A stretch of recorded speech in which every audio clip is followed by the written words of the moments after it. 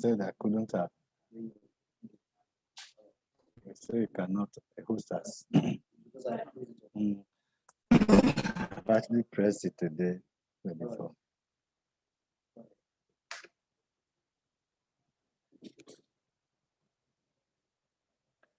Listen, I cannot start. Host us stop it.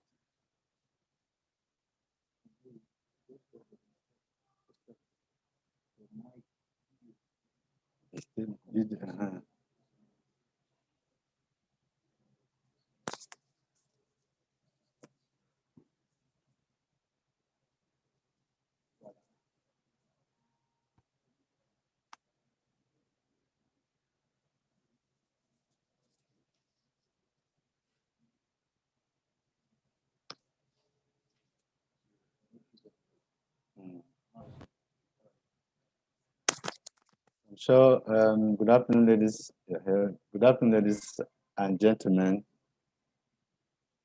I welcome you to today's training. Our time, by what I have already, we have lost about 10 minutes already into the time. And I'll first of all start with an introduction of my name. Some of you probably may have been told about my name before. The information was posted into the Zoom WhatsApp chat that we are using also for this program. My name is John Ogidi. I'll be taking you through this module that is titled Feasibility Study and Business Plan. I have been into this business for a while, starting from my experience in the bank of 17 years experience, and over 15 to 20 years of consultancy in management, development, strategy, and planning. I'm also an alumnus of this CBN training, NISA training. I have a certificate, and I also presented an application just like you are trying to do. So I'm here this afternoon to share my experiences that I've garnered over the years. Business planning, feasibility studies has always been at my fingertips. Most of the times, even when I dream, I talk about it. So it's important that you listen attentively to whatever I'm going to tell us to this afternoon from the experiences I have and other things that I have also learned by interactions, either with the CBN, NISA, and some other contemporaries. From the feelers I've gotten so far, the pre-text performance has been great. I want to congratulate all of you who have sent in your performances. I think most of the things we'll be talking today may not be difficult or it is strange to all of us based on what I have seen.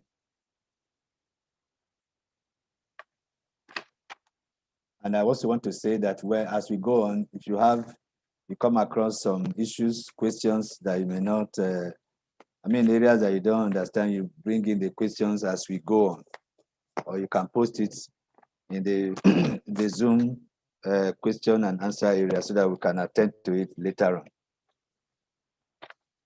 I'm sure nobody's having any issue of not hearing me. If you do, please let us know. If you are hearing me loud and clear, you can also say loud and clear so that we can use that one to judge the level of reach out that we are making this afternoon.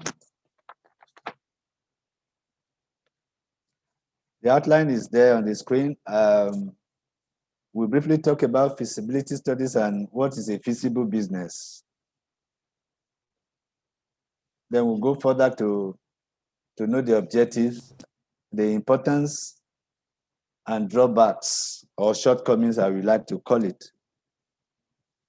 Then how do we go about writing a feasibility study?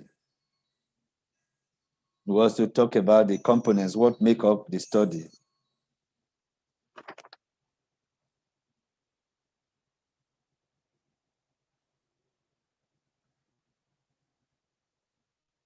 Yeah, we're starting with this definition here is an analysis of the viability of an idea. Yes, yesterday we had a module that talked about entrepreneurship skills and how you want to translate such into a business idea. And so this area that we are going to talk on today is more or less a practical application of some of the things we have learned. Practical in the sense that it's a requirement by NISA that you are going to draw a business plan.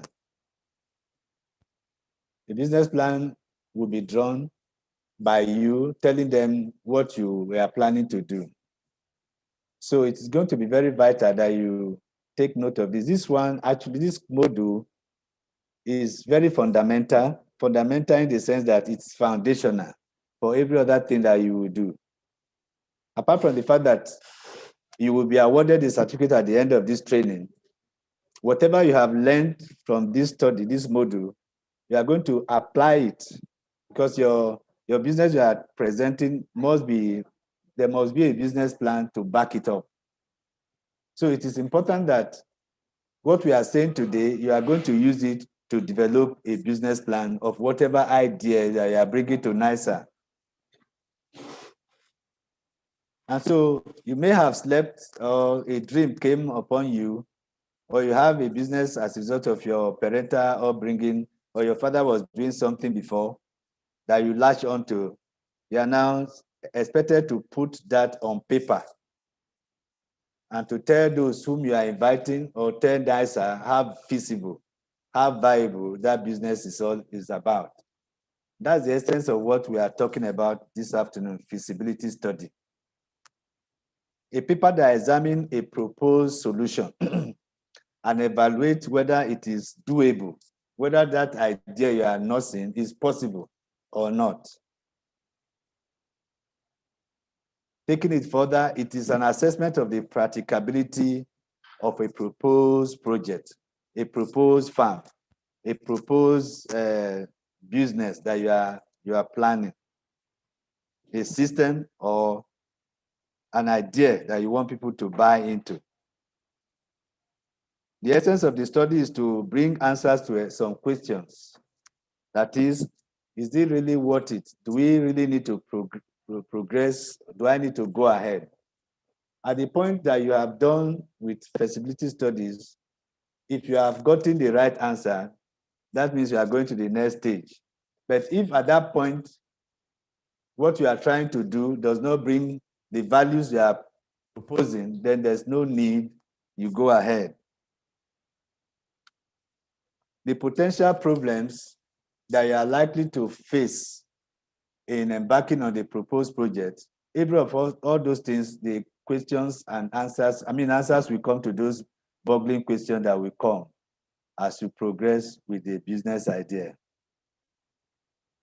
So what is a feasible business? It's one that at the end, after the boggling questions have been answered, we give you, it will be a business that will bring value.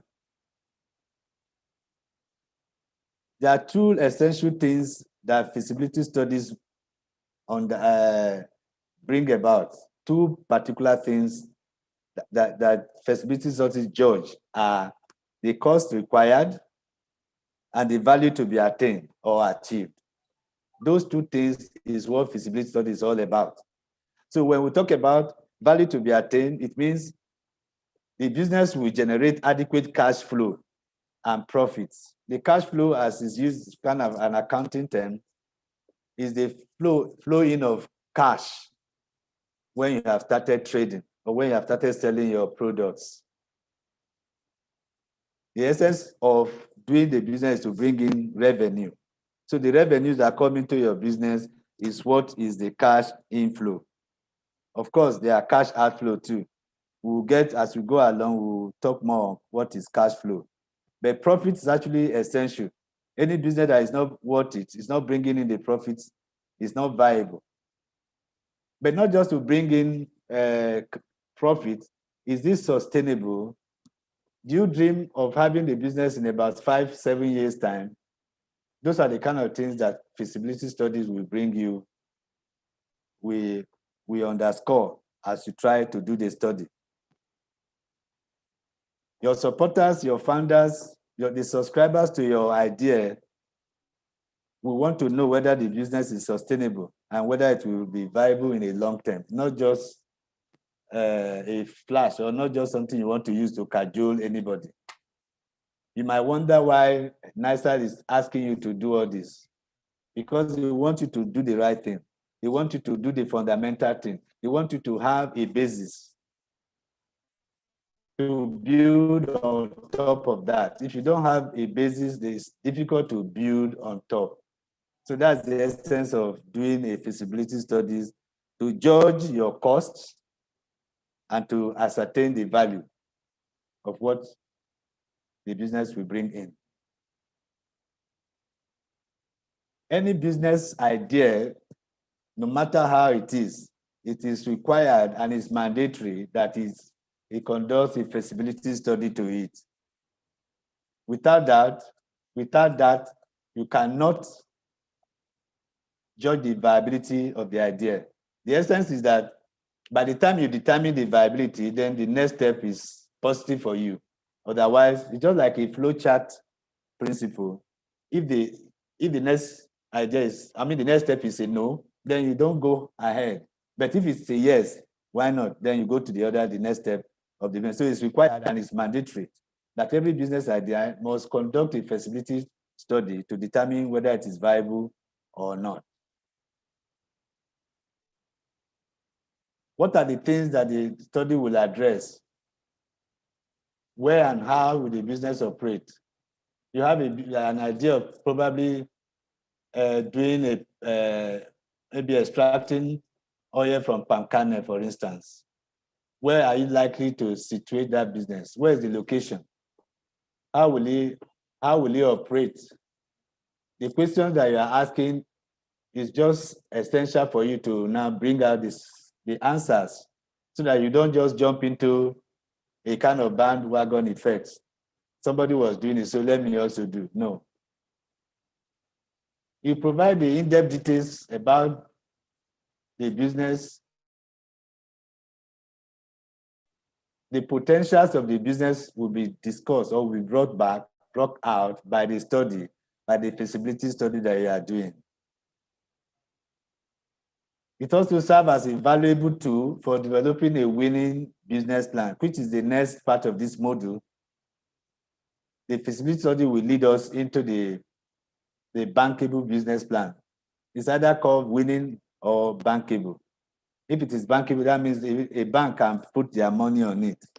I recall at a time during some days in the bank, when a neighbor daughter was very good in tailoring and was still a student in the University of Port Harcourt.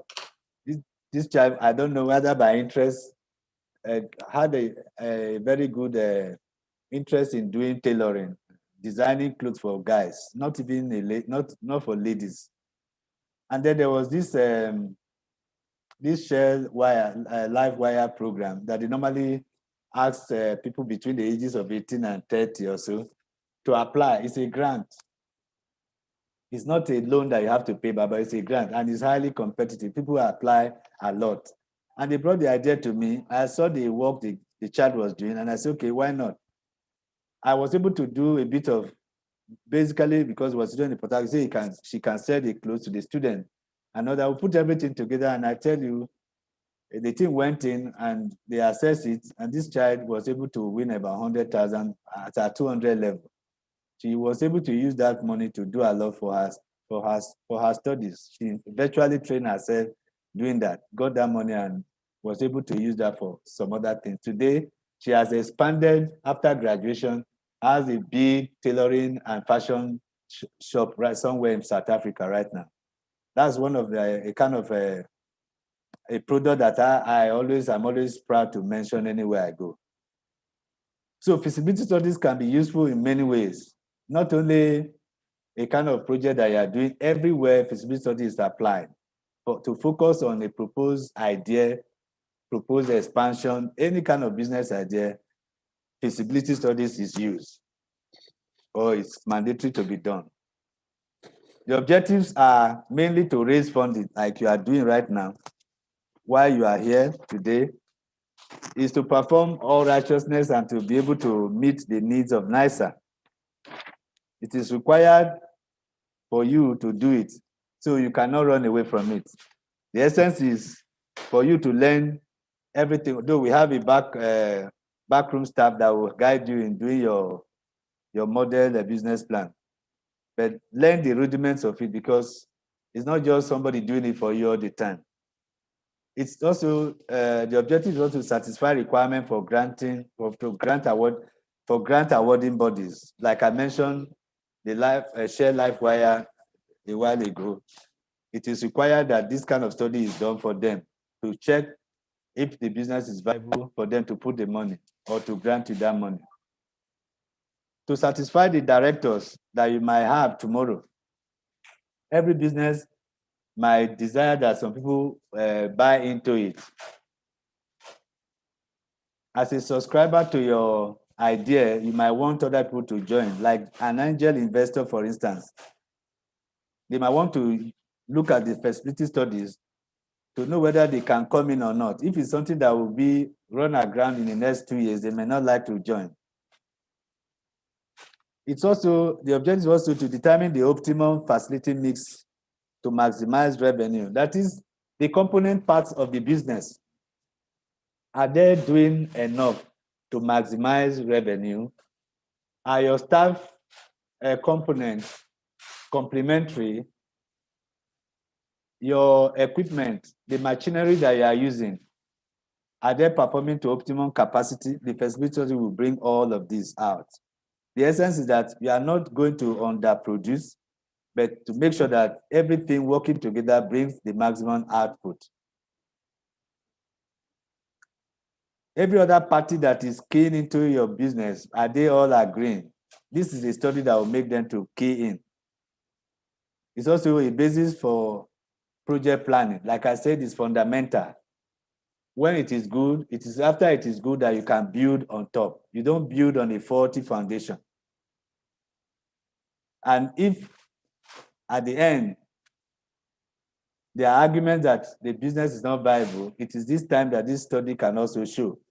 And then either you review your strategies, or you close the business and think of another one. So it is also good. It is satisfying that objective, whether the business should be closed, or whether it should be changed, or whether another expansion or some other things should be used in planning. The end result, therefore, is that revenue and expenditure for some years of the project will be clearly shown. The forecast also will be known, where you can draw your balance sheet, the cash flow forecast, and other estimates of the value. Balance sheet, as we use an accounting term again, which is a snapshot of your business at a particular time. You may not require much of these technical details for now, but it's important that you know some certain things about accounting, because business, as you are bringing in the money, it will require you to do the accounting. I'm sure another module, a colleague will come to expand knowledge on this. The cash flow forecast, you are standing today, you'll be able to say in about 3 years' time what this business will bring in. You can do a scenario of 5 years of what this business we are doing will bring in. And like I said earlier on, that one of the things that feasibility study underscore is costs and value. So an estimate of the value upon completion can also be known, can be done at the end of your feasibility study. There are some shortcomings that I need to emphasize here. And that is because we are human beings and we tend to do things somehow by reason of our innuendos or whatever inclination that we may have. We might overestimate our market. What do I mean by that? Yes, you are bringing in a product that is coming to the market. You have not done a very good market research. You have done an overestimation. That might be a problem, because as you go along, the end justifies the means. You might have also underestimated your competition. Out there are big names that you are coming to join. There are established enterprises that may be doing what you are just joining. So how powerful enough is your strategies to compete in the market. Probably there have been a monopoly and you are coming in. I've seen sometimes that some people, when they are coming, the monopoly might even go behind to buy off if your products are very good. They have done that severally. So are you going to say the competition will kill me, or are you going to stand? Are you going to bring up some USPs, unique selling proposition that will stand the competition out there? What is your capacities? Are they complementary or are they compatible with the market size? In your study of the market research, you would have done some market segmentation. You might have planned how much of the market share you want to garner.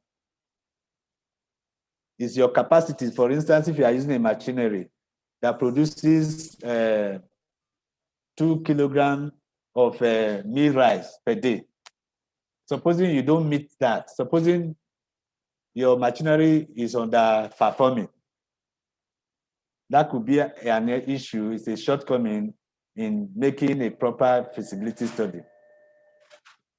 Your market projections may have been based on insufficient data. Where did you get your data from? Are they reliable enough? Are they backed by the NBS, Nigeria Bureau of Statistics, or you just went to one site online and took some information that may not be reliable? Your projection might be faulty. You may have overestimated the availability of infrastructure or local services. Maybe supplying of your raw materials. You have not done enough study there. You have relied on third party because you are lacking essential machinery.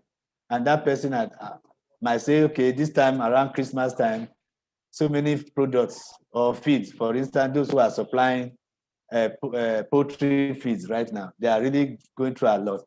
If you depend on one source to make your market towards Christmas, for instance, you are likely not to get the sufficient raw materials or your services that will now be essential for your business to go ahead.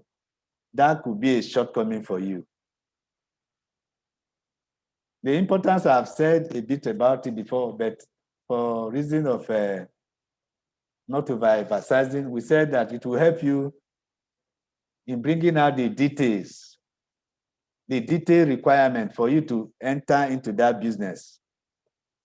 The logistical problems and other related problems can come up that you can easily nip in the bud. It will help you to develop marketing strategies that will convince NISA, for instance, or an angel investor that your business is worth it. It will serve as a solid foundation for your developing your business plan, as I said earlier on. It is, in fact, when you have done a good feasibility studies, your business plan is much going to be on a high tempo. It will not drag as it would have been if you don't have this. It is so fundamental and it is basic that you must know this because you cannot build on a faulty foundation. How do we go about feasibility study? Before you start anything writing, you must identify how, where, and to whom. What business are you bringing in? What service are you bringing in? To whom are you bringing it to? Where do you want to locate it? This how, where, and to whom, they are appearing here on red marks, red ink. They are so important because the moment you answer the how, the moment you answer the where, the moment you answer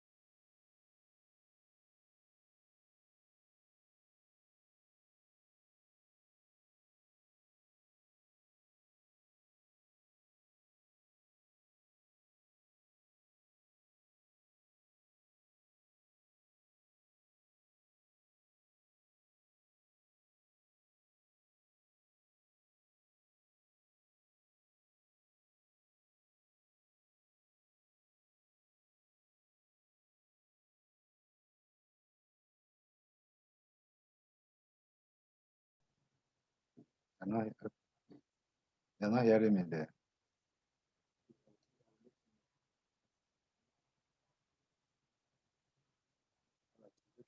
You're hearing me? Okay, sorry about this. This is something we cannot avoid in Nigeria. Network was a challenge here. And then thank God we are back. I was saying that before we start the feasibility study, I was on the point that we must find out the cost, the money that we need for the business, and that we keep it running until it is established fully.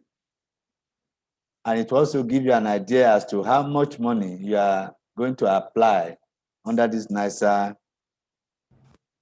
scheme. It's advisable also that a pre-feasibility study should be done before you start. The relevant scenarios all will be painted before you start, because that will help you sort out some relevant issues that might be a challenge. It may not involve all the details I've earlier explained, but it will bring out solutions to some things that would have been a challenge if they are not done. In fact, sometimes it's advisable that you involve a consultant to help you issue out some things, some areas that you are not versatile with, some areas that you need formal information. For instance, you are going to use ICT and you are not knowledgeable enough. It is required that you consult somebody who is knowledgeable in the area to put you through. So it's advisable that you do a pre-feasibility study of the business idea that you are bringing. We always want to emphasize that. Now, I want to quickly go through what the components look like. That's the outline. That's the way the feasibility study will be done. It starts with a description of the business, which will tell us or tell those who are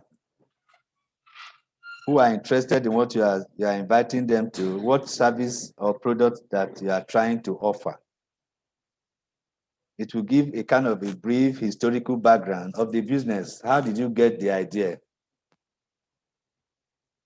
The description of the business will be done in total. You are not going to take anything for granted because you will not know somebody who might be interested in it.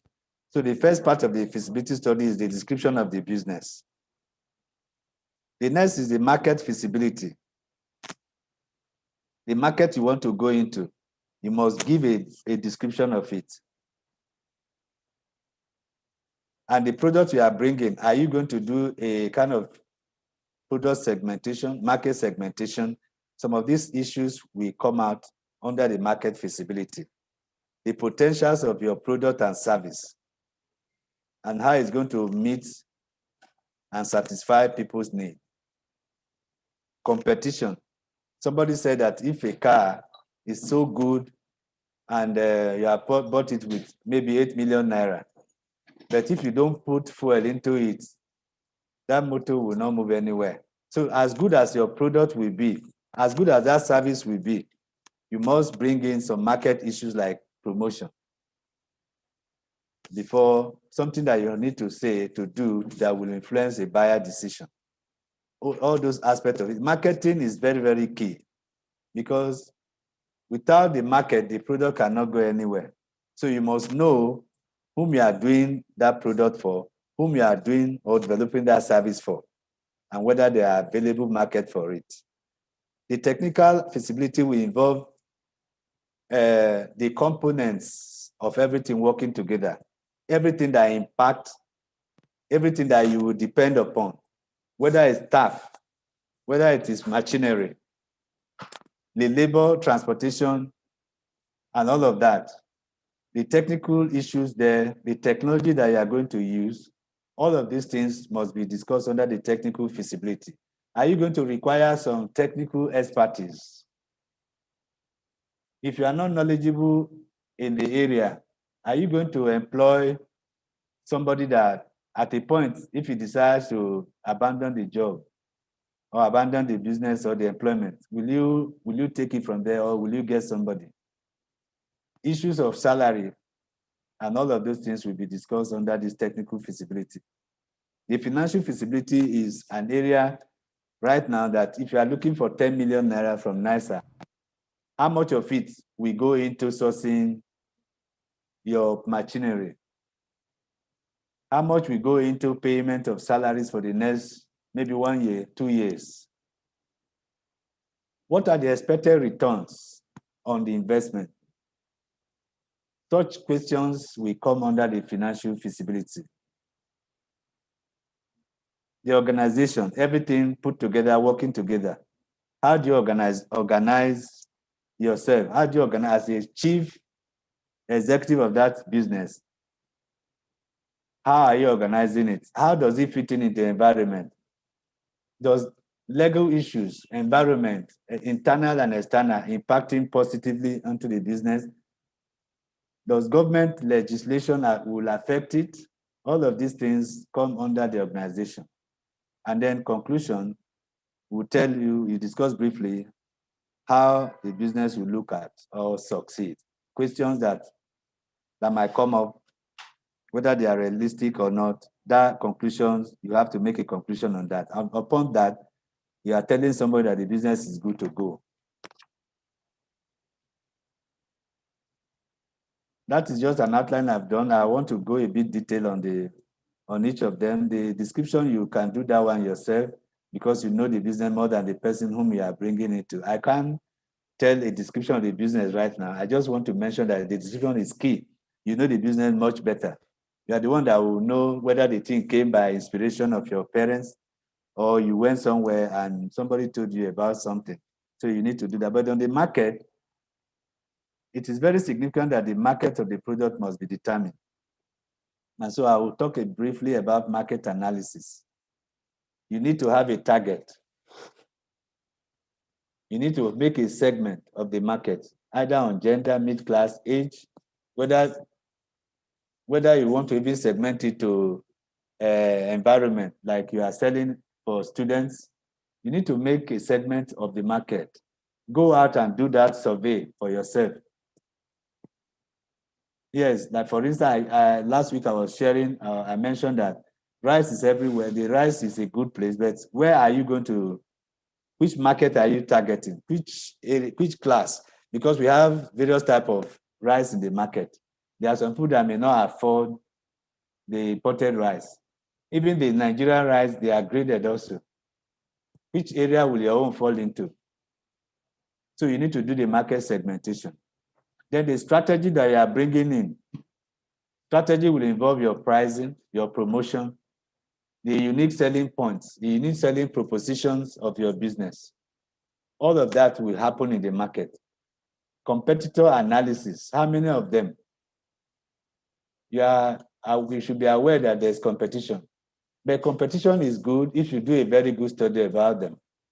It's because it brings you the leverage that you need to apply that will make you to survive in the market. The competition will bring you to the knowledge of the buying patterns of the people out there. Maybe because of some certain things, people decide to buy Pepsi instead of buying Coke.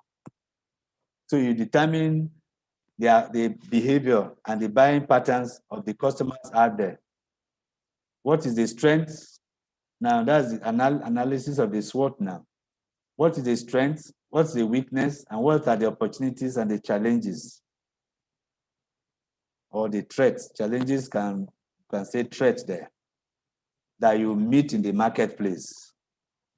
That brings me to the next thing now, the technical analysis. I mentioned earlier on that everything that impacts from the outside and inside on the business will fall under the technical analysis. You must have a location.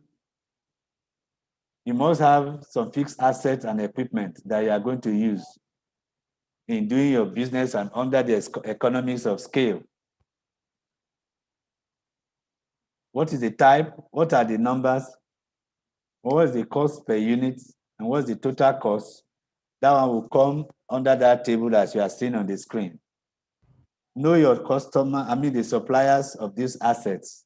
Are they Nigerian manufacturers or are they foreign suppliers?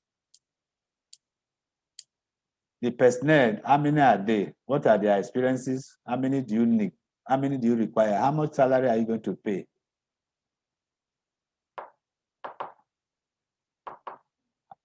Then talk about the raw materials, the quantity that you require to produce your daily outputs. All of these things must be put together under the technical analysis.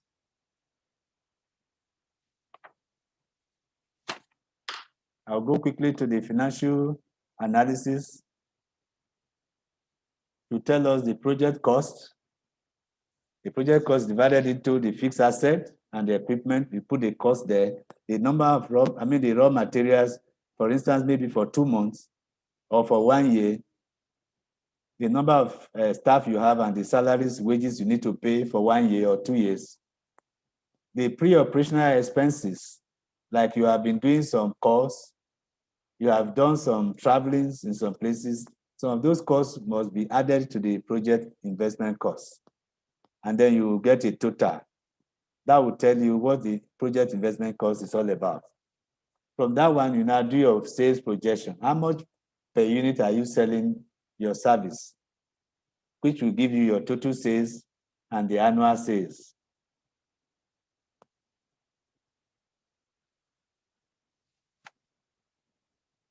It is from these two analyses that you will be able to determine your cash flows or your profits, your revenues.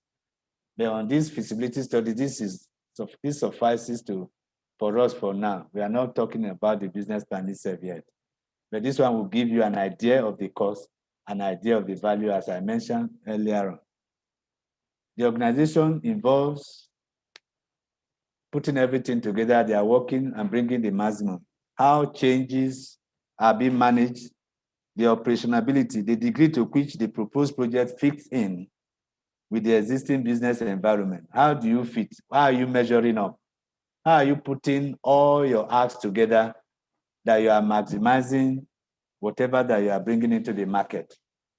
Any question that comes, whether you have enough hands, whether the system is good enough, and whether you are implementing it to scale, whether it is reaching the optimum. These are the issues that you discuss under the organization. At the end,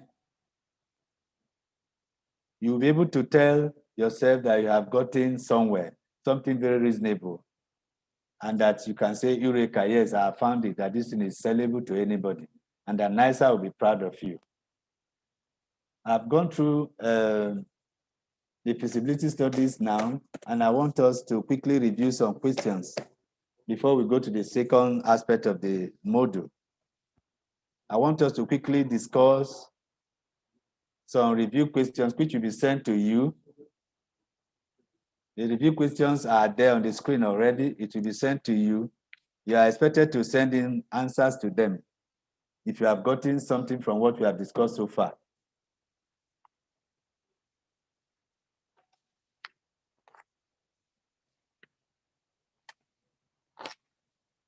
I have about 8 minutes to the next hour.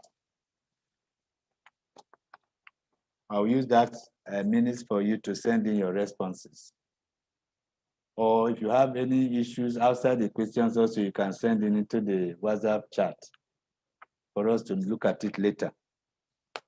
It's essential that we clear this area before we go into the next module, which is actually the most important aspect of this discussion today.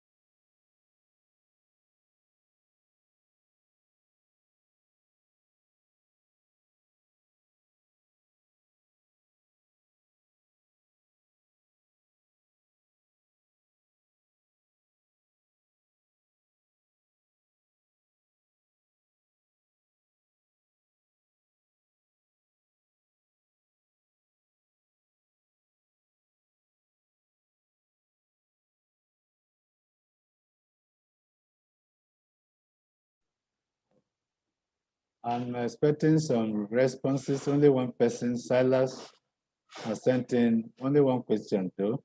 That he has sent in. Yes, every business should have a feasibility plan.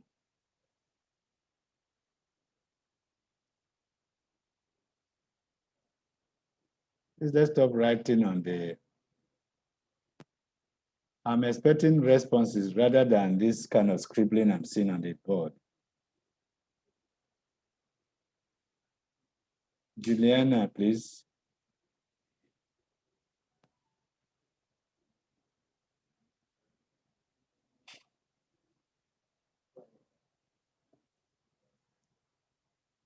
All right. I just wanted an interactive something and for me to know if the first section of this module went well. The relevance, importance of the feasibility plan. What aspect of the feasibility plan can you do yourself? And which one do you require the help of others?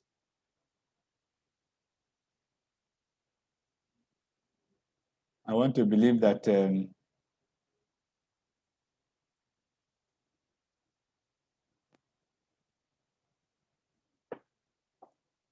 I welcome you back from the short break, and then we are going to be talking properly on the business plan itself now,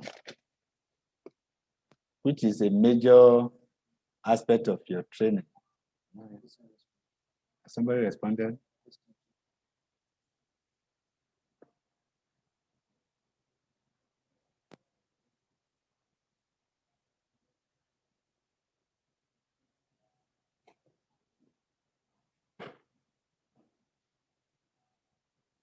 Type it and shout. I think there's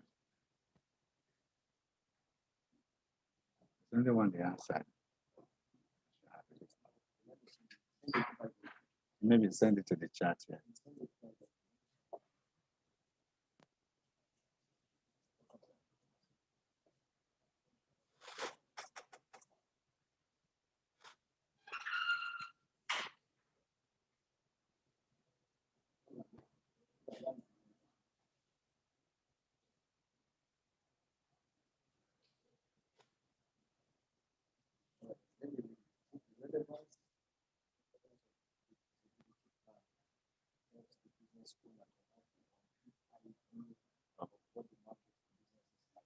Who is the person? Salas and the same person.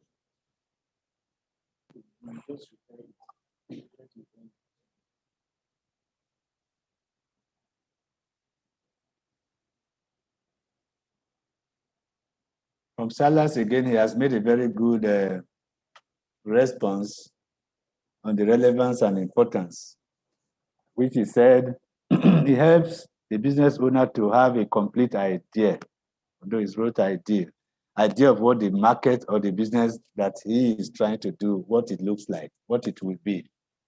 I think that's actually is gratifying that yes, somebody has learned something about the importance of feasibility study. Let us take it from there and go further into the second session, which is bringing us to the business plan itself.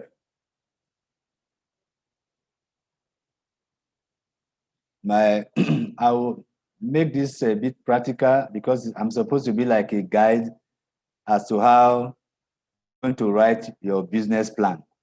First and foremost, a plan by itself is fundamental. It is very, very basic. Like you hear about plan, building plan. That can be likened to what we are talking about, the plan of your business. If it is faulty, if it's a faulty foundation, whatever you are talking about will crumble as a matter of time. So what is a business plan? The business plan is a business guide. It's a roadmap, it's a blueprint that describes in detail how a business usually starts and how it will continue in years to come. It's something that is futuristic that you are planning today.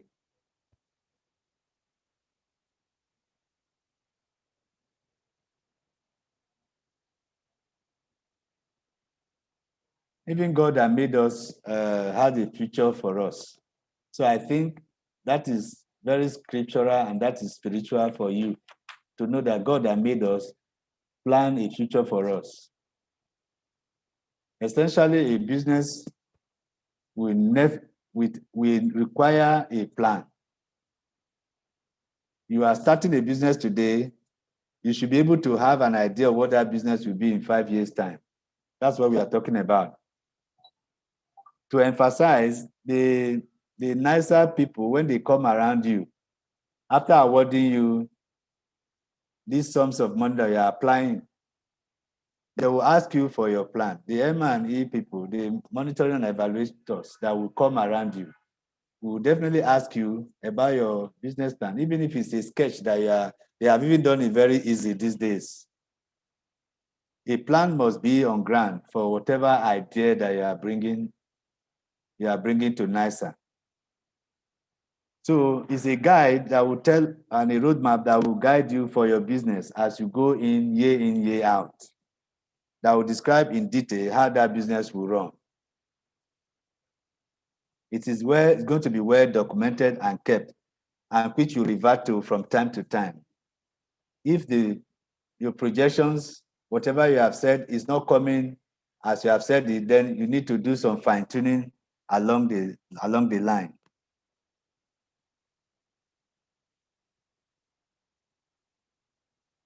It requires you to determine the kind of money or salary that you pay, even in about 3 years' time. As you are starting today, you must be able to determine that.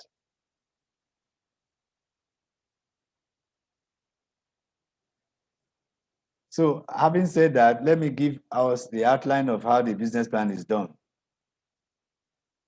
The business plan actually is not, it changes depending on the business idea that you have. But for us, we have an outline that has been laid out in seven chapters. It could be 6, it could be 8, depending on how, but it will take this kind of form that you are seeing as displayed on the screen. The first chapter will emphasize on a kind of abstract, a kind of summary of everything that you have written. It is the first chapter, but it's always written last. It is the chapter that has an elevator speech, like somebody who is bringing in a presentation. Most of the people that will read your plan, this is where they will stop. So if the essence of the business is not captured in executive summary, you may not get any approval. So it's very important that you take this chapter very, very seriously. You don't rush to write it. You wait until you have done everything about the plan before you come to write. And it's like, as I mentioned, you are like making an abstract out of whatever piece that you have put together. You must have every kind of essence of the business therein on that page. Usually a one-page document written in the best fashion that it will catch the reader with a good pitch. Very, very important aspect of the business must be stated there. For instance, even about 3 years as revenue, profits must be painted in this page in such a way that somebody will say, this business I must put my money in this. You must be able to have a kind of an attraction to anybody who is reading your executive summary. So you don't rush to writing your executive summary. You wait until you have done everything about your business, then you come and put the essential facts in the executive summary. Briefly, the second chapter will tell you about your background, the business description. Remember that this thing also came in the feasibility study that we mentioned earlier on. You have to come and tell somebody about the business. How did you get to know it? How did it come? Which kind of inspiration do you have? Is it a father-parent transfer idea? Or how did you come about the business? What are the essence and the important things about the business, the background? the introduction is kind of an introduction of what you are bringing. This one will be very detailed to have your mission, your vision, and everything about how the business will progress. That is what will come under the business description and the mission statement. Then you go to the business concept, the third chapter, where you bring in your unique value propositions.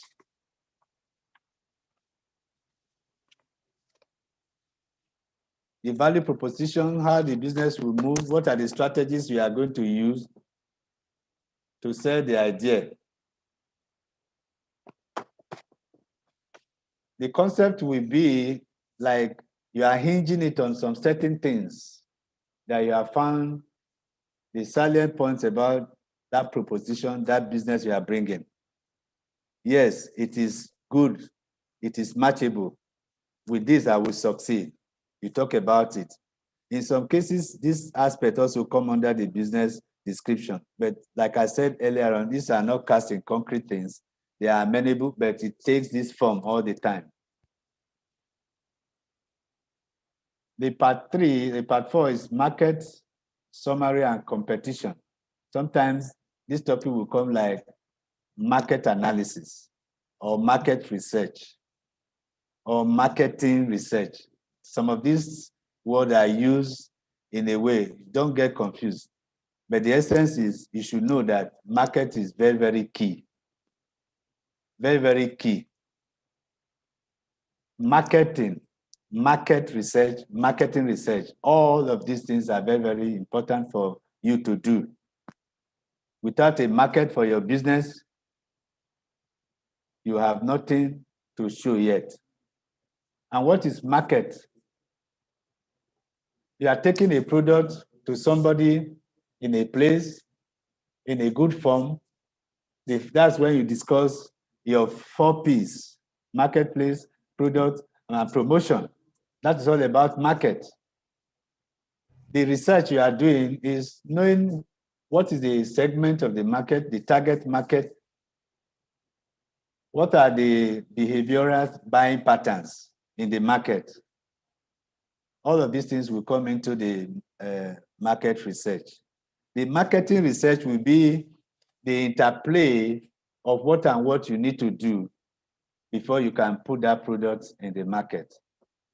The market also will bring who are those that are there, who are the big names, the competition that are out there. How are you going to compete? The strategies you are going to use. That one will be the chapter 4 as we have in this outline. Then you analyze your SWOT, your strengths, your weaknesses, the opportunities that are there, and the challenges or threats that you are going to meet. The competitive advantage that your product is going to have, even if it's a new entrant. How much of the chunk of the market share are you going to bite from the market? And how are you going to stand in the test of time? All this one will come under this chapter 5 that you are going to analyze your competitive advantage and the SWOT analysis. The risk also will be there. Risk is part of life. What are the risks out there? Remember that there are also some points of vulnerability which are mainly internal. Maybe there could be some things that are internally a threat that you need to manage.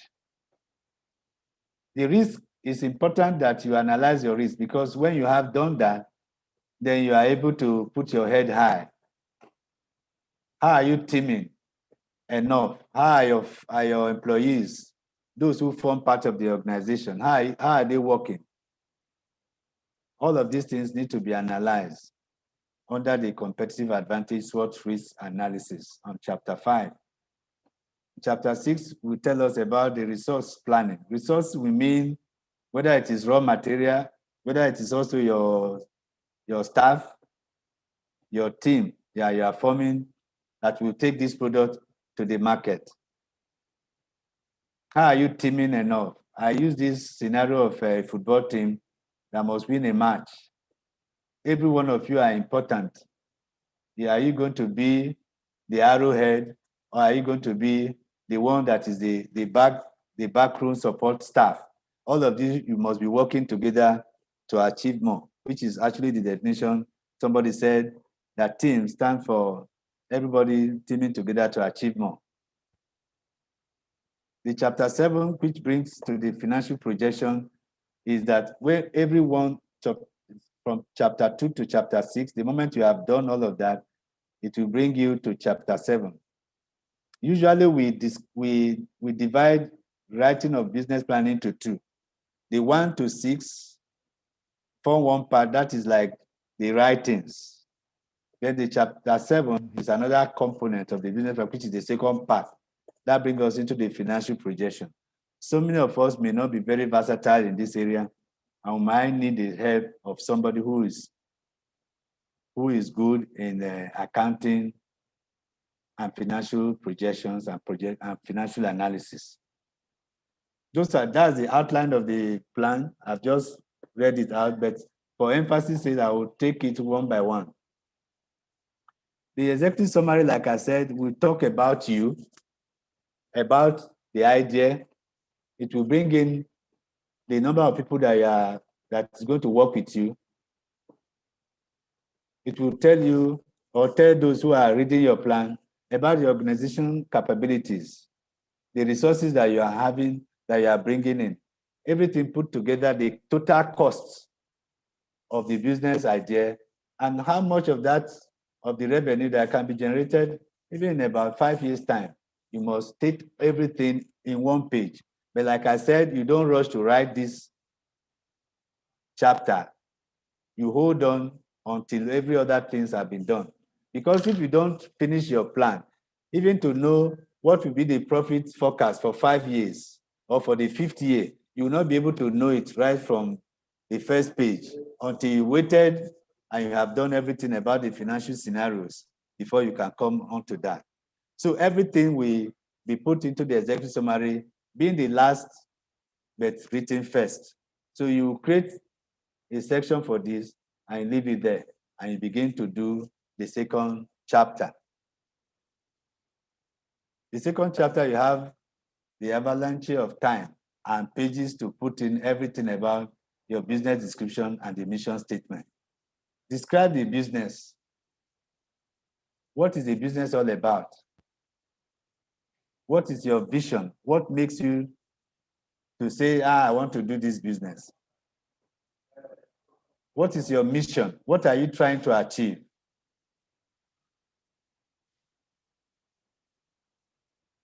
It goes to the background, telling the world what you are selling. I met somebody who, in a bar one time, who was into selling of shirts. He doesn't make the shirts. All he does is he goes to those Aba people, and there are tailors, a lot of tailors in that market.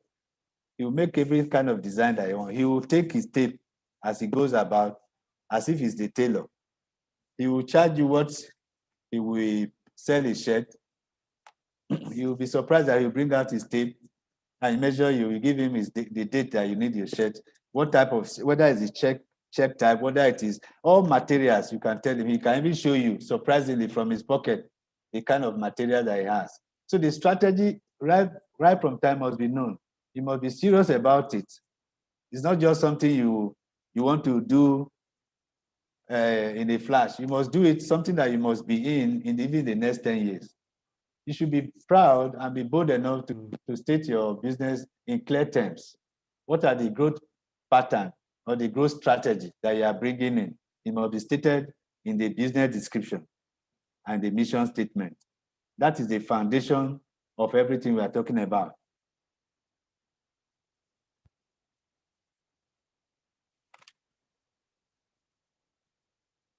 The business concept and strategy value proposition, like you are saying, somebody trying to tell you this, I have quality. The product you are bringing has a quality. The service you are bringing is efficient. What is the speed you are going to use to derive the value proposition that you are bringing on board? How much is it going to cost you? That's the concept of the business. You make the concept note and you bring in the strategy, how you are going to deploy all of that will bring the value. Are you going to use some key technologies? Are you going to depend on some expertise that you don't have?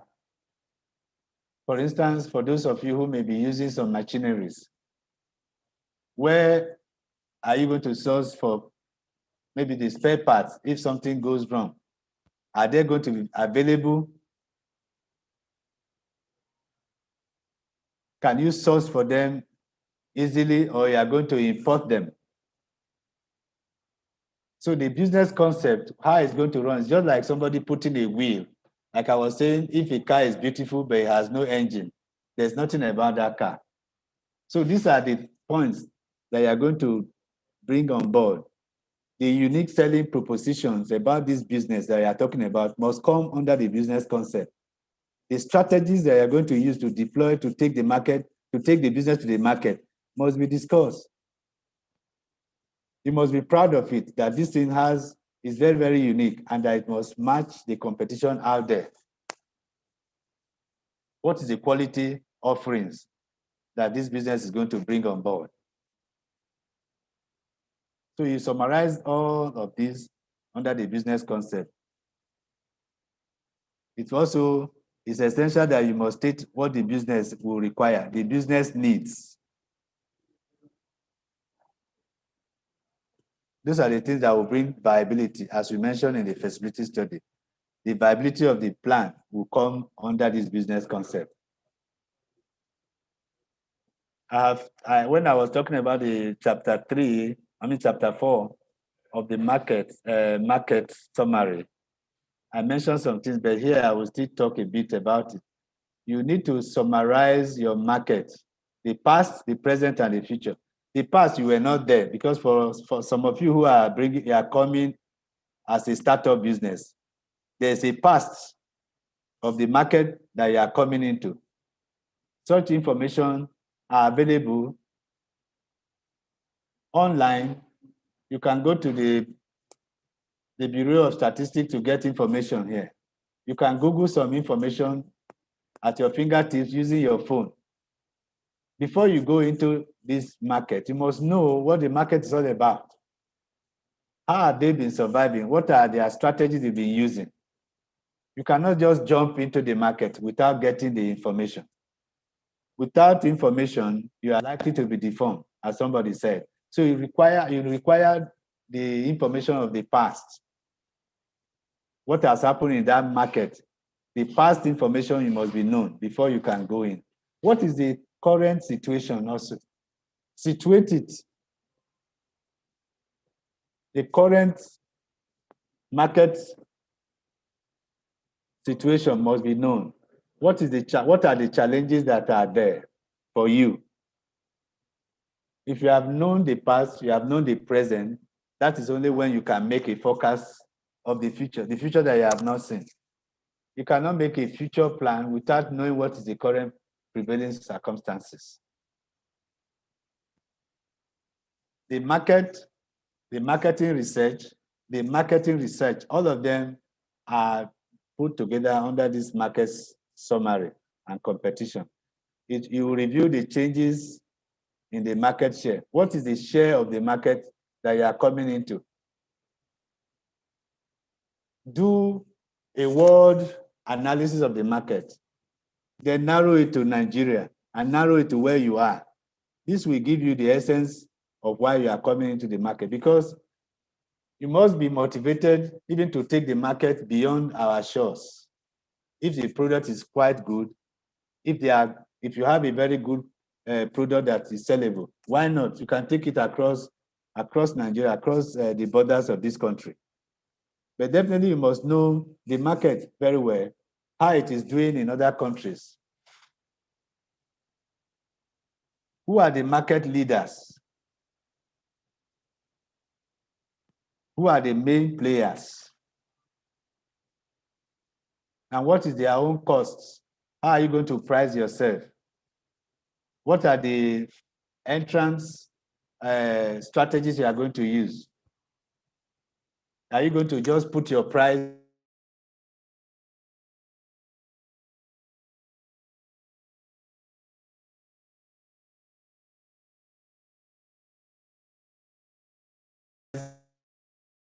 some of these things will come in.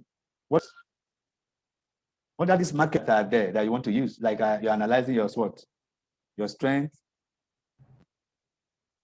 your weaknesses, and the challenges that you have, or any threat that you have. All of those ones have to be analyzed and put under the market summary and competition. What are the advantages, the competitive advantage you have? You are going to war, my brother, my sister. Going to the market, putting your product that is a new one into the market, or a product that looks like somebody else's own. What will make somebody to buy your own? You need to analyze the advantages that you have, the competitive advantage that you have against the other one. You are imitating or you are replicating a product that's out there already. What will make somebody to buy your own? What will make somebody to use your service? Is anyone that is going to war that will not first and foremost determine the number of soldiers that he has to carry? Otherwise, you'll be overrun within a short time. You must determine yourself, bring up your adaptability.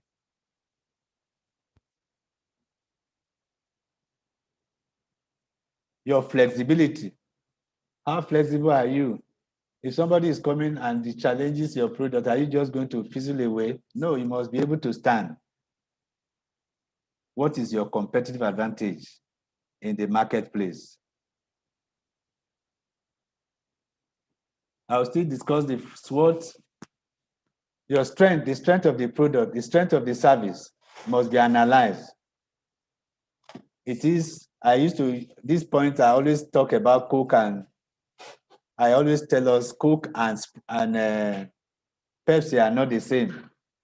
Even though a chunk of the market is being enjoyed by Coke, but the two of them can never be the same. But so far as to say that Pepsi has actually gotten a good share of the market. Nevertheless, it's not the same. People are buying, maybe because the product is cheaper. Or maybe some people say, I don't like the nature or the taste of Coke, for instance, is too strong for my liking. And they are maintaining that. They are maintaining that share of the market. So the same way, you also have to analyze the strength of your products. Is it going to match the competition of some other established brands or the market leaders out there? And what are you going to use to sustain your own product that it will get the share of the market that you have earlier determined? What could be your weaknesses? You must be bold enough to state it. You are not going to cover it. The essence of analyzing your weaknesses is for you to state it so that somehow you'll be able to work upon them. Yes, you are a new entrant. Your product is new. You may not have the versatile staff and all of those things. You need to analyze your weaknesses. Then the opportunities that are out there. Yes. For instance, for those who are going into the rice, I used to mention that Nigeria has been importing rice in metric million tons into this country. For the recent closure of the borders in Nigeria, so many people who are the rice farmers, sorry for what the incident that was reported in Borno State recently. A lot of people have gone into rice farm, and it's an opportunity for anybody who can mill rice today that the product would definitely sell. Most of our Nigerian rice farmers are smiling to the bank. You can take that opportunity. That's an opportunity that has come because government recently closed the borders. There are a lot of such opportunities that are out there that you can tap into, that you can take the opportunity that has come to you and use that one to penetrate into the market. Then you go to the challenges that are there. What are the threats? You have to analyze them in your business plan for somebody to look at it. When you have analyzed them, it gives you the chance to now begin to do something to survive in the market. The moment you have known your threats, then you have to know the strategies that you are going to also use to overcome such threats that are there.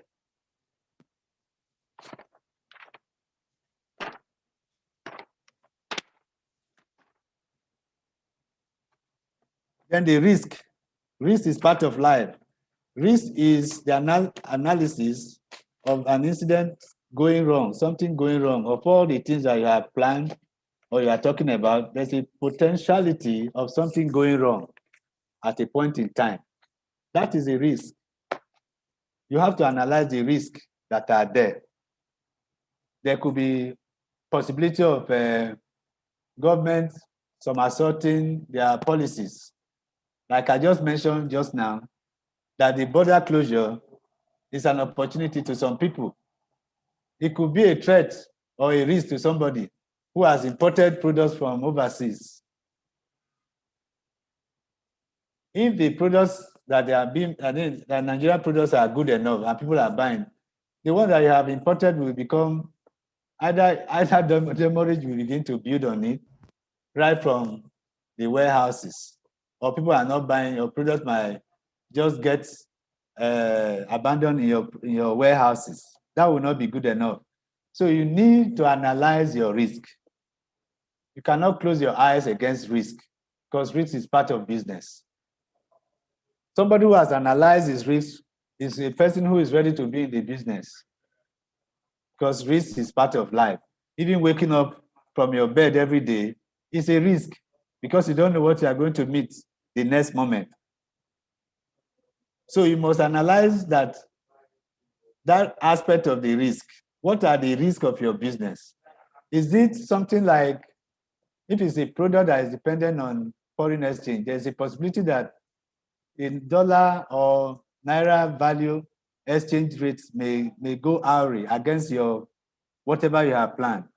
And when that kind of thing happens, what are you going to do? Are you going to fold your arms and say that you are not going to be in the business again? No. You must analyze it, and if it's analyzed, you must also bring up what can mitigate such risks when they come on board. When they show their face, what are you going to do? The essence of analyzing the risk is for you to bring up the mitigators. What are you going to use to mitigate the risk when they come? That's the essence of analyzing your risk. And this slide, we have a tool, it looks like a toolbox. The resource planning.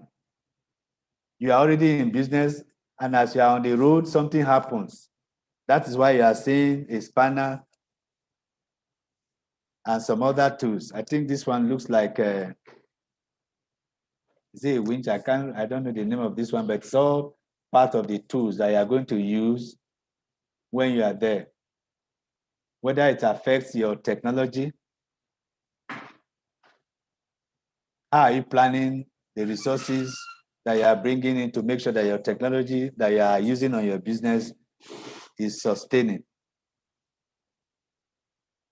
What about the finances?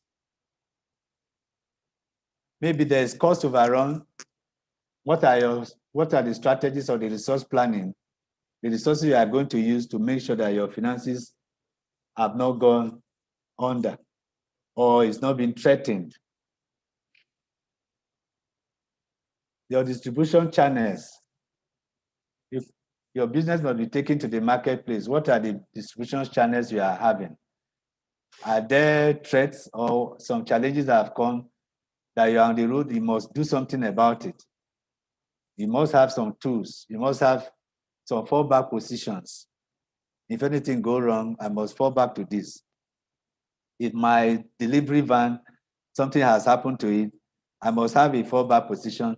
My business must go. Somebody is waiting for it. Or probably you have been given a contract to supply some things to somebody somewhere. And all of a sudden, your only dependable van, something happened. Are you just going to fold your hands? Supposing rain starts falling, what are you going to do on your products that you have put somewhere? All of these things, the resource planning must be top-notch. Promotion. Promotion are all the things that you do that will make somebody to have a change to buying your product. Whatever you are saying, whatever information you are projecting out there to somebody that will influence him into buying whatever you have. Are you persuasive enough? Are you pushful enough? You don't just put a product there, you must do some certain things about promoting that product or service that will influence somebody from buying from somebody else, but coming to buy from what you have. Resource planning of your products and resource planning of your services. All of these things are supposed to be perfectly discussed in your plan. I'll quickly come to the organization of your team. Together, everyone achieve more. You must determine the strengths of every of your staff, key staff. What are their experiences? What are their background? You don't just put square peg in a circle or in a round hole. Square pegs must be put in square holes. That's the way it works. You must know their background and their accomplishments, the record of success. You don't just bring somebody under sentiments.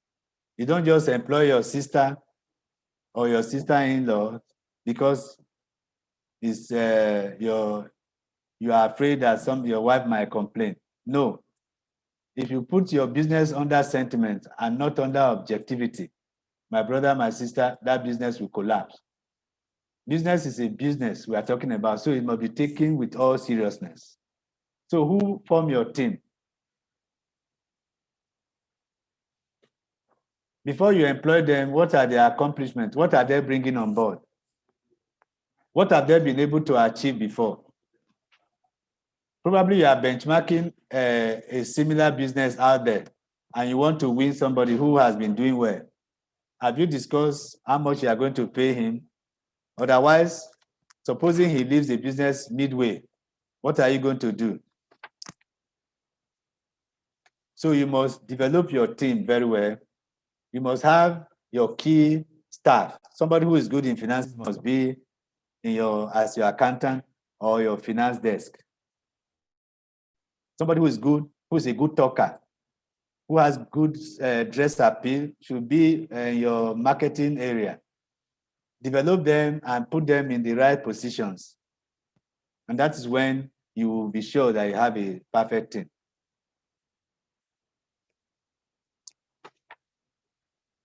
That brings us to when all of these analyses that are painted earlier on is discussed, we will now come onto the financial projection.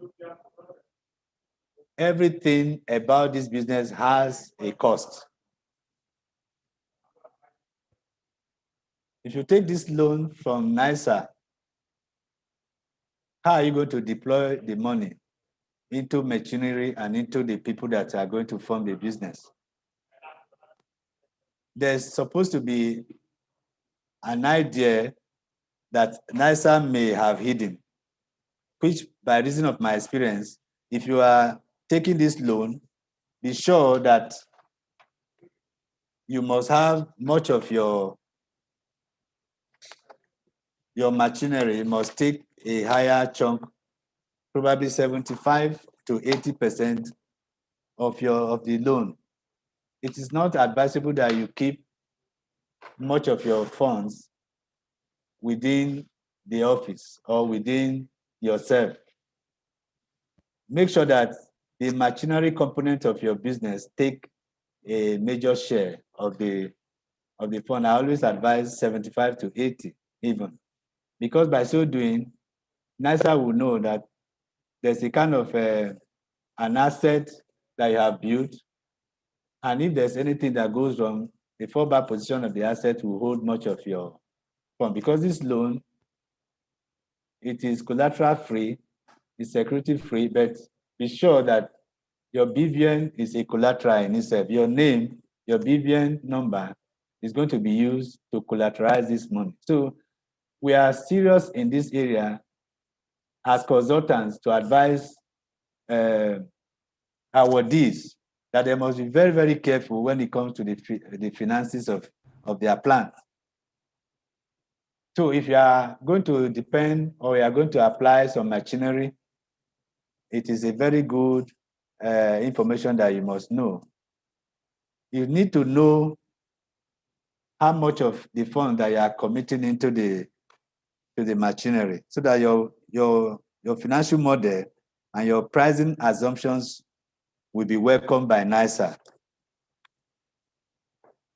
Under the financial projection, you have already, by the cost of everything that you are bringing into the business, the cost of all the pre-expenses, like I mentioned in the feasibility study earlier on, every of the cost element there is factored in as the cost. You must determine the cost of your business. How much of the salary you are going to pay workers for the next 2 years, or 1 year, or 2 months. Make sure you have it. When you have done all of that cost, then you have determined, yes, this is why I require this amount of money from NISA. NISA will ask you, why do you need this amount? Be able, your business plan must be able to show it, that I require a working capital. I require some money for raw materials. I require some money probably to put some farm labor, for instance. Or I require this social amount of money for my seed, or I want to buy some seed. You want to buy raw materials, you want to buy some equipment. All of these things must be total, and you come to the cost of whatever you are trying to establish. The people that you are bringing in, you need to require, you need their salary, you need to know how much you are going to pay them. And that will bring you either that and the raw materials you are bringing to determine your working capital. You must have your working capital there as part of the fund that you are requiring from NISA. All of those things are put together, and you come to determine your final cost of your project or your business. After you have done that, then you now make a forecast. I will advise you make some assumptions, which we call financial assumptions. Financial assumptions, because on the assumptions is what every other thing that you are forecasting will come upon. For instance, even the salary you are going to pay, you are going to make some assumption there. I'll have maybe 4 staff, or I'll have 5 staff, and on the basis of that 5 staff, how much I'm paying 1, 2, 3, 4, 5. At the end of that, you will know how much the total cost of salary I'll pay per month, and what that will be at the end of the year. Because if you don't have this thing on your fingertips, you will begin to run into problems within a very short time.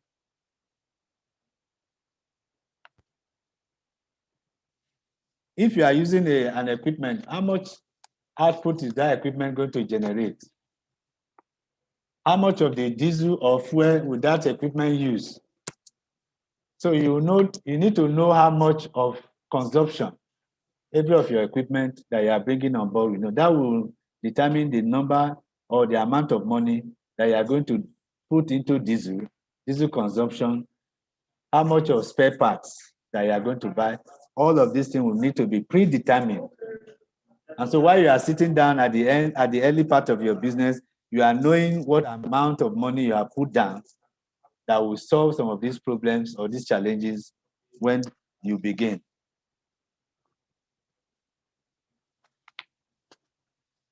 Essentially, we are supposed to make mention of the cash flow.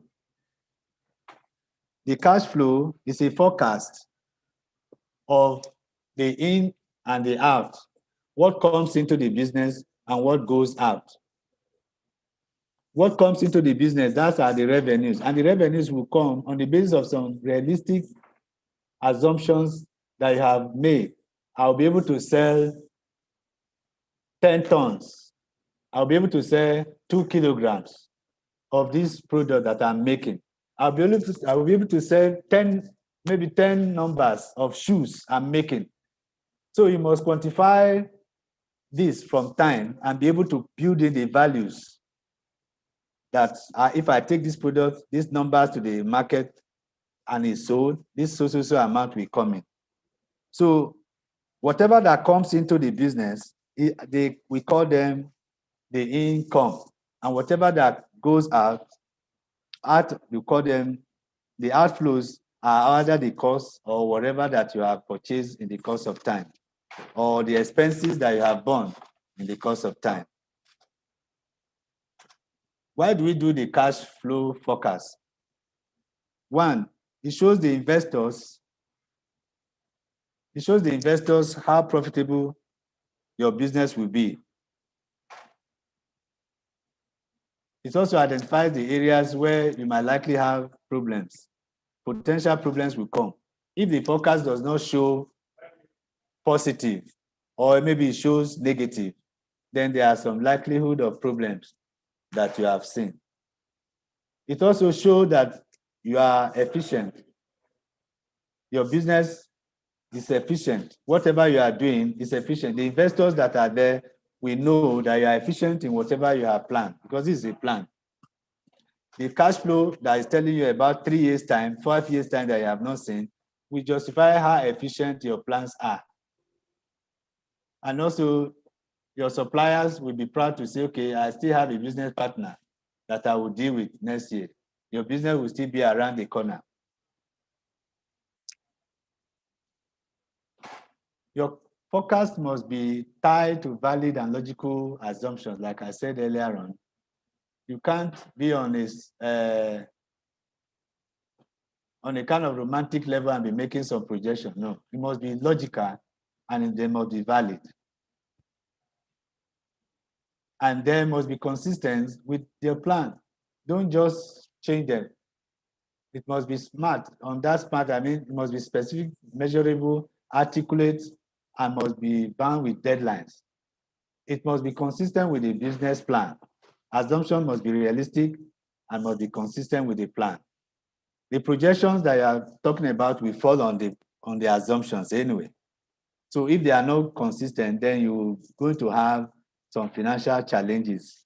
Whatever you are going to churn out later may be saying something different from what you are projecting, and that would be a drawback for you. You must be thorough on all your projected costs. It must be thoroughly done, not a child's play, because like I said, this plan will be with you in the course of your business journey, in the course of the product life cycle, or the products that you are bringing to the market. Your business plan must be there. And the visitors, the M&E people from the NISA, must always check anytime they come visiting. So don't just do something and scribble something and say, okay, it's just for me to do it and get some loan. No, you must be thorough on your projections. Your cost must be articulated as somebody who is really very, very serious. Here are some definitions for us. I mentioned earlier on that income is any money that comes into the business. The loan you are taking is an income, classified as an income also. Money you are receiving from maybe your supporters. The money that you receive when you sell your product or service is an income. Every other thing that comes in as either you sell your machinery because of obsolescence is also an income. When you sell your fixed assets, it's also an income.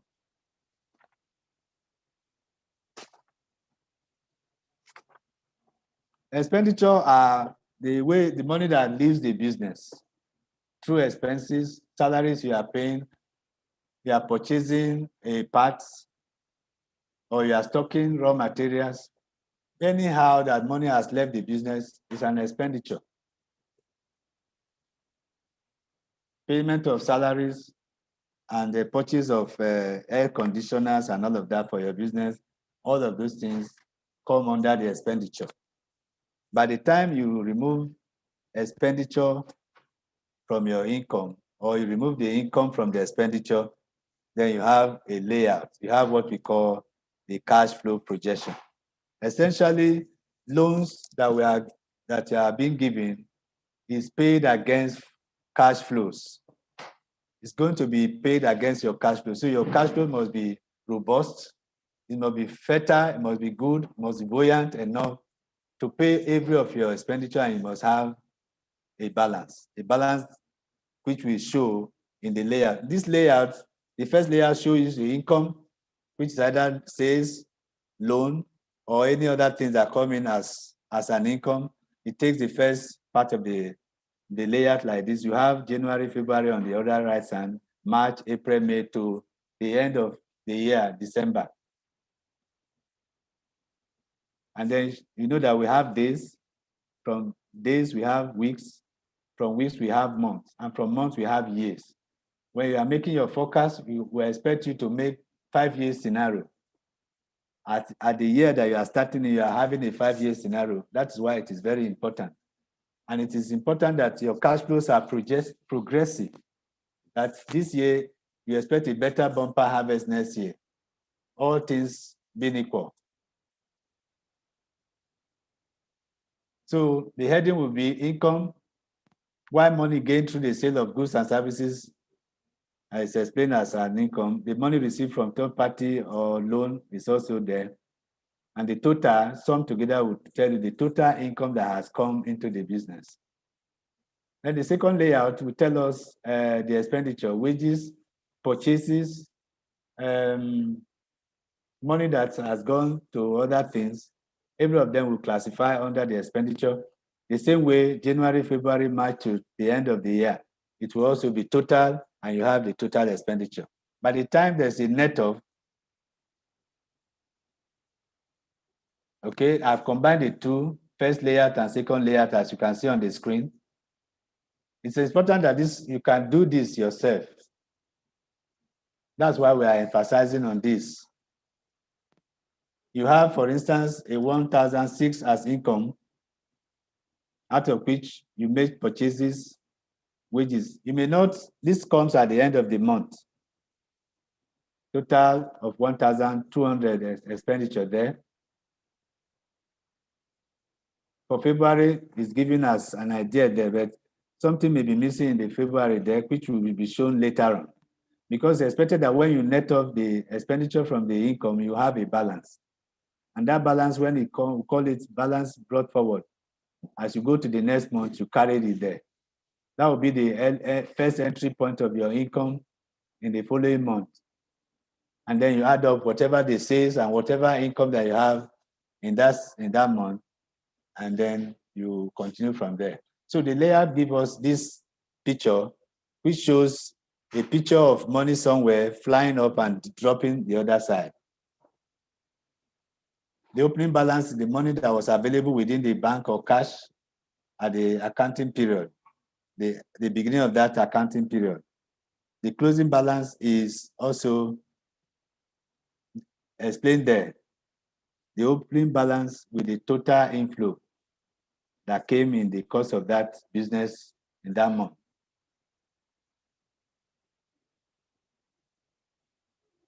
Inflow, outflow is total income minus the total expenditure. That gives you a kind of balance, a net off, which is what you carry all the time to the next month. Like it's shown now. You have a closing balance of 700 here. For the benefits of those who have anything to do with Excel, Excel is a software that you can use to help you in doing some of this. If you have not learned how to use Excel, it's advisable that you take some lessons in some other areas and to develop yourself. Because sometimes you may not have all, your accountant may not be there, and you're on the field as a business manager, you must be able to know some of these things yourself. The opening balance in January was 300.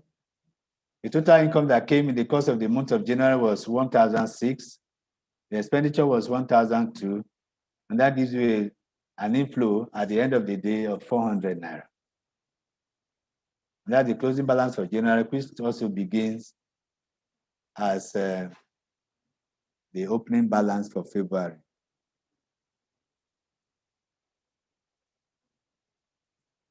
The opening balance 300 plus the inflow that came during the course of the month was 400. That gives the closing balance of 700. At that point, I want to end. That is essence of the cash flow is important. The other segment of the business of the financial projection, which is the balance sheet, may not be emphasized on this training, but it's important that you also know which is a snapshot of the business at every point in time.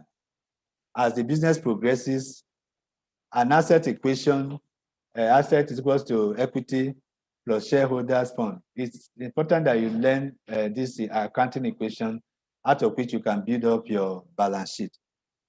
As a matter of fact, we are not expected to explain so much on the balance sheet for you. I'm sure from what I have presented so far, you can write and you can be guided to drawing your business plan.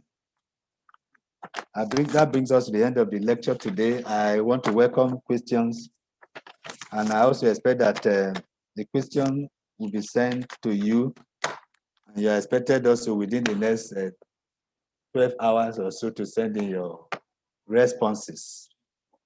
24 hours, okay, I'm being corrected, it's 24 hours.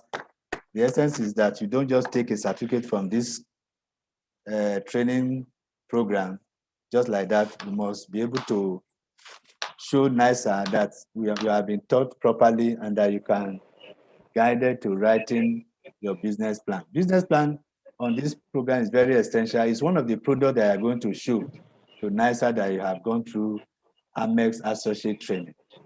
So if you have questions, the questions are welcome right now. If you have issues as to you may not be able to do or write up your business plan, let us also know. And then we also encourage you to visit the office for those of you who are close by, and then you can be guided through.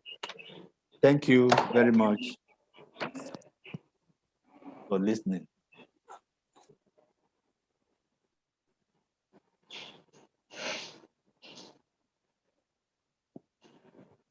We have about 5 minutes to 4, and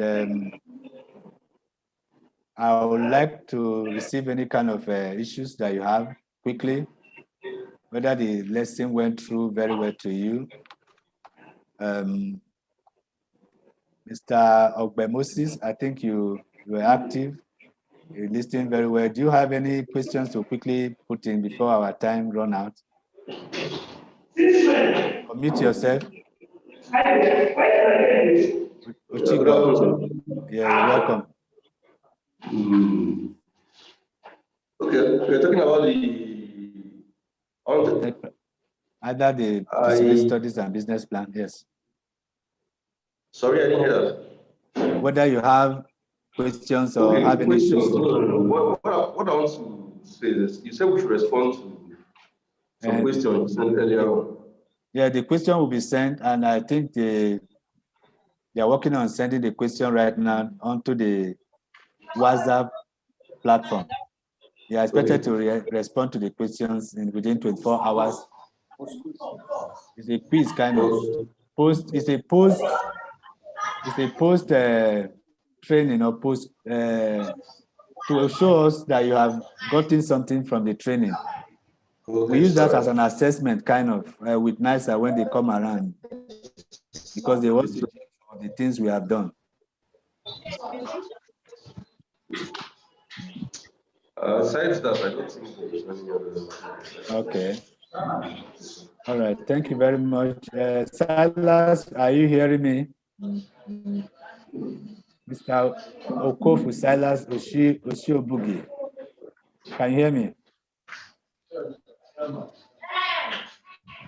Can you unmute yourself and say one or two things? Can you ask them to get the hard copy? Sorry? Hello, can you hear me now? Yes, yeah. Clyde, yeah, very fine. I've been trying to unmute myself, but it's not been working. But it's good, it's working now. Thank you very much, sir. Well, Okay. That presentation was wonderful. Very self-explanatory. Thank you. I have a question. All right. Now, okay. You know, you made mention that you line with the process. The business plan. From what you've seen now, the business plan is an expanded version of the feasibility study. Correct.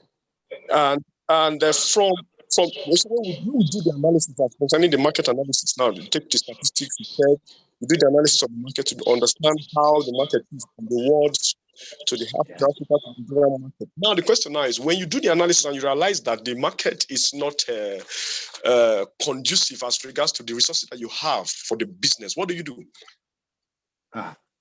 My friend, market is very, very key. If you don't have, you cannot sell a product without market. Okay. Exactly. But there must be a way out, because except you have not done, and that takes us back a bit to feasibility. You know, the essence of that feasibility is viability. Yeah, and, very true. I cited some examples of somebody who found that he can make clothes, even though he's not a tailor. He found out that he went around and interacted. There's always a market for a product. That's why people are there. So you need to you cannot, if you have a very good product that's you are proud of, you have done it, you have done your studies very well, there's no way you cannot sell it, except you don't want to put the product in the market. Yes, there could be challenges. I think what I want to take from your question is that there are challenges in the market after you have gone there. Yeah. But be sure that at the point you are now, you have already done the products. You cannot say you cannot sell them. Otherwise, you shouldn't even start at all. So having done your market survey and you find out that you can put the product there and some people are there to buy, you have done your segmentation, why not? You can't tell me here that you cannot sell a product, except you will not be able to convince NISA that you need that loan. And okay, at such point, then the best thing to do, I guess, is to change strategy. The strategy, it means, like I mentioned, USP, it means the selling propositions are not good enough to take that product there. So you begin to re-strategize again. The concept building, the concept I mentioned earlier on, will come in. You have to now go back to your engine room again and begin to bring up new concepts and new strategies, how you can outreach some of those challenges earlier mentioned. Thank you very much, sir. Thank you, sir. Thank you, sir. Yeah. Thank you. Yeah, do we have any other question? I need to ask, and our time is actually, although because we started a bit late by 10 minutes, whether you have a question, you can quickly bring it in. Juliana Onigbo, and anyone that has a question can quickly raise up hands and let us trash it. And if there is none, then I think I can bring this Zoom meeting to a close while I prepare you for tomorrow's, advise you to prepare for tomorrow's meeting, starting also from 2 p.m. to 4. What's the course tomorrow? Financial planning is even a good one.